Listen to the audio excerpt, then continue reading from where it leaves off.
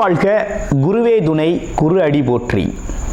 இப்போ பார்த்தீங்கன்னா 2025 தமிழ் வருட பிறப்பில் பார்த்தீங்கன்னா 12வது மாதம் கடைசி மாதமான பங்குனி மாதத்திற்கு என்ன விதமான பலாபலன்கள் ஒவ்வொரு ராசிக்கும் இருக்குது அப்படிங்கிறத நம்ம விரிவாக தெளிவாக பார்க்க இருக்கிறோம். அந்த வகையில் பங்குனி மாதம் அப்படின்னு எடுத்துக்கிட்டோம்னா பங்குனி உத்திரம் அப்படிங்கிறது மிக சிறப்புமிக்க பண்டிகையாக இருக்குது. அது மட்டும் இல்லாமல் இந்த பங்குனி மாதத்தில் 7 சுப முகூர்த்தங்கள் வருது. பங்குனி மாதத்தில் தான் பார்த்தீங்கன்னா கிராமப்புற திருவிழாக்கள் தொடங்கக்கூடிய ஒரு காலகட்டமாக இருக்குது. இந்த பங்குனி மாதத்தில் சூரிய பகவான் பார்த்தீங்கன்னா காலச்சக்கரத்தின் 12வது ராசியான மீனம் ராசியில் அமர்ந்து அருள்பளிக்கக்கூடிய ஒரு அற்புதமான மாதமாக இந்த மாதம் இருக்குது. இந்த மாதத்தை பொறுத்த வகையில் பல்வேறு விதமான சிறப்பு பண்டிகைகள் இருந்தாலும் திருவிழாக்களும் திருமணங்களும் அதிகமாக நடக்கக்கூடிய ஒரு மாதமாக இந்த பங்குனி மாதம் அப்படிங்கிறது அமைஞ்சிருக்கு. நேயர்கள் அனைவருக்கும் இந்த பங்குனி மாதத்தில் ஒவ்வொரு ராசிக்கும் எப்படி இருக்கும், என்னென்ன விசேஷங்கள் இருக்குது, என்ன செய்யலாம், என்ன செய்யக்கூடாது, என்ன விதமான வழிபாடுகள் செய்யலாம் அப்படிங்கிறதை பற்றியும் என்னென்ன முயற்சிகள் கை கொடுக்கும் அப்படிங்கிற பற்றியும் முழுமையாக தெளிவாக நம்ம பார்க்க இருக்கிறோம். நம்ம வீடியோவை தொடர்ச்சியாக நீங்கள் முழுமையாக பாருங்கள். இப்போ உங்களுடைய ராசிக்கு எப்படி இருக்குது அப்படிங்கிறத இப்போ பார்க்கலாம். காலச்சக்கரத்தின் 2வது ராசி, அது மட்டும் இல்லாமல் சுக்கிரனோட ஆதிக்கம், மகாலட்சுமி யோகம் கடாட்சம் நிறைந்தவர்களாக இருக்கக்கூடிய நீங்கள் வேலை, உழைப்பு, வருமானம், தொழில், கர்மம் செய்யக்கூடியவராக இருக்கிறீங்க. அப்படின்னா என்னென்னா குடும்பத்தின் தேவைகளை நிறைவேற்றுறதுக்காக ஏதேனும் ஒரு வேலை, தொழில் சம்மந்தப்பட்டு தான் நம்மளோட இயக்கம் அப்படிங்கிறது இருந்துக்கிட்டே இருக்குது. எப்போதும் நம்ம என்னென்னா எல்லோரிடத்திலும் அன்பு பாராட்டுறது, குடும்பத்தை பராமரிச்சுக்கிறது, குடும்பத்தோட தேவைகளை நிறைவேற்றுறது, ரொம்ப அக்கறை எடுத்துக்கிறது. ஆமாம், அது இல்லாமல் எப்போதுமே ஒரு டிப்டாப்பாக ஒரு டீசன்சி மெயின்டைன் பண்ணுறது, இப்படிப்பட்ட விஷயங்கள்லாம் ரிஷபராசி அப்படிங்கிறது ரொம்ப முக்கியத்துவம் உண்டு. என்ன மாடு மாதிரி உழைக்கிற குணம் இருக்குது. ஆமாம், உழைப்பு அப்படின்னா அஞ்சுறது இல்லை, அஞ்சா நெஞ்ச உழைப்பு. ஆமாம், கடுமையான உழைப்பு அப்படிங்கிறது நம்மளால் செலுத்த முடியும். அந்த உழைப்புக்கேற்ற முன்னேற்றம் அப்படிங்கிறது கண்டிப்பாக உண்டு, அதில் எந்த உறுதியாக இருக்குது. இப்போ என்ன நடந்துக்கிட்டு இருக்குது இந்த பங்குனி மாதத்தில் அப்படின்னு பார்த்தோம்னா, இந்த பங்குனி மாதத்தை பொறுத்த வகையில் பாருங்கள், உங்களுடைய ராசிநாதன் 11ஆம் இடத்துல ரொம்ப அருமையாக அமர்ந்திருக்கார். 2ஆம் அதிபதி கூட, 2, 5 கூடைய அதிபதி கூடவும், அது மட்டும் இல்லாமல் 4 கூடையவர் சூரியன் கூடவும் சேர்ந்து அமர்ந்திருக்கிறார். ராகுவோடு இணைவு பெற்று இருக்குது. ஒரு அற்புதமான யோக அமைப்புங்க. ரிஷபராசிக்கு இந்த பங்குனி மாதம் அப்படிங்கிறது ஒரு சிறப்பான மாதம், ஒரு யோகமான மாதம்னே சொல்லணும். என்னன்னா ஆசைகள், எண்ணங்கள் நிறைவேறக்கூடிய ஒரு அற்புதமான மாதம், நீண்ட நாள் கனவுகள் நிறைவேறக்கூடிய மாதம், நினைச்சதை செய்யக்கூடிய மாதம். ஆமாம், எல்லா வளமும் பொருந்திய மாதம், எல்லா விதமான ஒத்துழைப்பும் கிடைக்கக்கூடிய மாதமாக இருக்குது. இந்த ரிஷபராசியை பொறுத்த வகையில் இந்த பங்குனி மாதங்கிறது ரொம்ப சிறப்பான மாதமாக அமைஞ்சிருக்கு. ஆமாம், அதுலேயும் 4 கூடையவன் 11ல் இருக்கார் அப்படின்னா வீடு, வண்டி, வாகன யோகம் அப்படிங்கிறது நல்லா இருக்குது. வீடு கட்டலாம், வீட்டுக்கான திட்டம் போடலாம், இடம் வாங்கிறது அமைப்பு கூடி வருது. அதுவும் குறிப்பாக அரசு சார்ந்த விஷயங்கள்லாம் ரொம்ப சிறப்பாக இருக்குது. அரசாங்க காரியங்கள் அனைத்தும் இந்த காலகட்டத்தில் நடக்கும். எதுவும் அரசு சம்பந்தப்பட்ட வேலைகள் பெண்டிங் இருக்கா, இந்த காலகட்டத்தை பயன்படுத்தி செஞ்சுருங்க, செஞ்சிடலாம், உங்களுக்கு சாதகமாக முடியும். ஆமாம், அது மட்டும் இல்லாமல் அரசு வேலைக்காக முயற்சி செய்கிற, எக்ஸாம் எழுதுகிறவங்களுக்கெல்லாம் இந்த காலகட்டத்தில் பாசிட்டிவான ரிசல்ட் எதிர்பார்க்கலாம். நல்ல முன்னேற்றமான ஒரு ரிசல்ட்டை எதிர்பார்க்கலாம். நல்லா இருக்குது.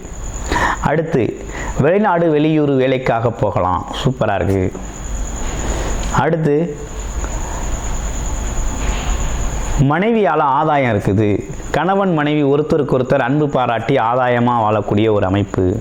இந்த காலகட்டத்தில் எவ்வளவு பிரச்சனை இருந்தாலும் நல்ல சந்தோஷமாக வாழக்கூடிய, குடும்பத்தோடு மகிழ்ச்சியாக இருக்கக்கூடிய நல்ல காலகட்டமாக இருக்குது. குழந்தைகளோட தேவைகளை நிறைவேற்ற போகிறீங்க. குழந்தைகள் நீங்கள் சொல்கிறதெல்லாம் கேட்க போகிறாங்க. குழந்தைகள் உங்களோட ஆசை கனவுகளுக்கெல்லாம் அவங்க செய்கிறதும் நீங்கள் அவங்களோட ஆசை கனவுகளை நிறைவேற்றுறதுமா அந்த காலகட்டம் அப்படிங்கிறது அருமையாக அமைஞ்சிருக்கு. படிப்பு அருமையாக இருக்குது. சரஸ்வதி யோகம் அமைஞ்சிருக்கு குழந்தைங்களுக்கெல்லாம். கல்வி யோகம் அருமையாக இருக்குது. நல்லா படிப்பு வரும். படிக்காத குழந்தைகளும் இந்த காலகட்டத்தில் ரிஷபராசி குழந்தைகள் நல்லா படிப்பு வரும். அப்புறம் அசையும் மற்றும் அசையா சொத்துக்கள் வாங்கக்கூடிய ஒரு அமைப்பு இருக்குங்க. ஆமாம், சொத்து சேர்க்கை இந்த காலகட்டத்தில் உங்களுக்கு தேடி வருது. ஓகேங்களா? அடுத்து பேச்சில் மட்டும் ஒரு அன்பான பேச்சை வச்சுக்கோங்க. ஆல்ரெடி நீங்கள் அன்பாக பேசக்கூடியவர் தான். ஆனால் இருந்தாலும் 2ஆம் இடத்துல இருக்கிற செவ்வாய் பகவானால் அடிக்கடி சிடுன்னு குடும்பத்தில் கொஞ்சம் கோபம் வரும். குடும்பத்திற்கான சுப செலவுகள் வரும். அதே நேரத்தில் கோபமும் வரும். கோபத்தை தவிர்த்துக்கிறது அப்படிங்கிறது நட்புறவு, அதாவது ரிலேஷன்ஷிப்புக்கு கொஞ்சம் நல்லதாக இருக்கும். அதை கொஞ்சம் மெயின்டைன் பண்ணிக்கோங்க. மற்றபடி வேறு என்ன விசேஷங்கள் இருக்குது அப்படின்னா, தொழில், வேலை, வருமானம் சம்மந்தப்பட்டவரெலாம் எப்படி இருக்கிறாரு அப்படின்னா ரொம்ப சிறப்பாக இருக்குது. உங்கள் தொழில் லாபகரமாக தான் போகுது, அதில் எந்த மாற்றமும் இல்லை. லாபகரமாக தான் இருக்கும். வேலையும் லாபகரமாக தான் இருக்குது. அதே போல் வியாபாரமும் லாபகரமாக தான் இருக்குது. இந்த காலகட்டங்கிறது ஒரு அதிர்ஷ்டமான யோகமான காலகட்டம் தான் உங்களுக்கு. 4 கிரகங்கள் ஒரே 11ஆம் இடத்துல அமர்ந்து 4 விதமான ஆசைகளை நிறைவேற்றக்கூடிய ஒரு நல்ல மாதமாக அமைஞ்சிருக்குங்க. ஆமாம், எண்ணங்கள் ஒரே நேரத்தில் எல்லாம் நடக்குதப்பா அப்படின்னு சொல்லுவாங்க. நடந்தால் எல்லாம் ஒரே நேரத்தில் நடக்குது, இல்லைன்னா நடக்கவே மாட்டேங்குது, சிரமப்பட்டுக்கிட்டு இருக்கேன் அப்படிம்பாங்க. இப்போ எந்தெந்த விஷயத்துக்காக ஒவ்வொரு காலகட்டத்திலையும் நீங்கள் சிரமப்பட்டீங்களோ அவை அனைத்தும் ஒரு சேர நடக்கக்கூடிய ஒரு நல்ல மாதமாக இந்த மாதம் சிறப்பாக அமைஞ்சிருக்கு. ஆமாம், குடும்பத்தோட மகிழ்ச்சி நல்லா இருக்க போகுது. வருமானம் நல்லா இருக்க போகுது. இளைய சகோதர சகோதரி உறவுகள் நட்பு பாராட்ட போகிறாங்க. முயற்சிகள் கை கொடுக்க போகுது. வீடு, வண்டி, வாகனங்களை மாற்றுகிறது, புதுசாக வாங்குறது, செய்கிறது நல்லா இருக்குது. இடம் கூட வாங்கி போடலாம் அப்படின்னு சொல்கிறது. சொத்து சேர்க்கை சம்மந்தப்பட்ட விஷயங்கள்லாம் நல்லா இருக்குது. தாயோட உடல் ஆரோக்கியம் நல்லா இருக்குது. குழந்தைகளுக்கு நல்லா படிப்பு வருது. குழந்தைகளோட தேவைகளை நிறைவேற்றுறீங்க. குழந்தைகள் உங்களுக்கு உதவிகரமாக இருக்கிறாங்க. ஆமாம், குலதெய்வம் நல்ல அருள்பளிக்க போகுது. குலதெய்வத்துக்கு இப்போ தான் குலதெய்வம் உங்களோட அனுகிரகம் செய்யக்கூடிய ஒரு நல்ல மாதமாக இருக்குது. ஆமாம், அடுத்து கடன் அடைபடக்கூடிய ஒரு மாதம். சேமிப்பிலிருந்து கடன் அடைக்கலாம். அதே போல் கேட்ட இடத்துல கடன் கிடைக்கும். பெரிய முதலீடு செய்யணும்னா தாராளமாக செய்யலாம். பார்ட்னர்ஷிப் செய்கிற பிஸ்னஸ் எல்லாம் பண்ணக்கூடிய நல்ல அமைப்பு அப்படிங்கிறது ஏற்பட்டிருக்கு. ஆமாம், மனைவியால் உங்களுக்கு கணவன் மனைவியால் ஒருத்தருக்கொருத்தர் ஆதாயமாகவும் அன்பாகவும் இருக்கக்கூடிய நல்ல சூழ்நிலை இருக்குது. ஆமாம், நல்ல வருமானம் வரக்கூடிய அமைப்பு இருக்குது. இடம் வாங்கணும், வீடு கட்டணுங்கிற எண்ணம் மேலோங்கும். ஆமாம், அப்படிங்கிற விஷயம்லாம் நல்லா இருக்குது. வேலை, வருமானம் சம்மந்தப்பட்ட விஷயத்தை 2 பேருமே யோசிப்பீங்க. 2 பேருமே அதற்கான முயற்சிகளில் இறங்குவீங்க. அந்த விஷயம்லாம் நடக்க இருக்குது. அடுத்து என்ன, 8 ராசியிலே இருக்கிறான். 8-11 ராசியிலே இருக்கிறான். ஆமாம், திடீர் அதிர்ஷ்டத்தை தரக்கூடிய ஒரு அமைப்பு அப்படிங்கிறது இருக்குது. பரிவர்த்தனை, சுக்கிரன் குரு பரிவர்த்தனை யோகம் இருக்குது. திடீர் அதிர்ஷ்டம், திடீர் மாற்றம், எண்ணம் போல் வாழ்வு அப்படிங்கிற ஒரு அமைப்பு உருவாக இருக்குது. ஆமாம், வேலை, தொழில், உத்தியோகம் சார்ந்த விஷயத்தில் மாற்றம், உயர்வு அப்படிங்கிற ஒரு விஷயம் நடக்க இருக்குது. ஆமாம், எப்படி பார்த்தாலும் இந்த காலகட்டம் அப்படிங்கிறது உங்களுக்கு சாதகமான பல்வேறு விதமான யோகத்தை தரக்கூடிய காலகட்டமாக இருக்குது.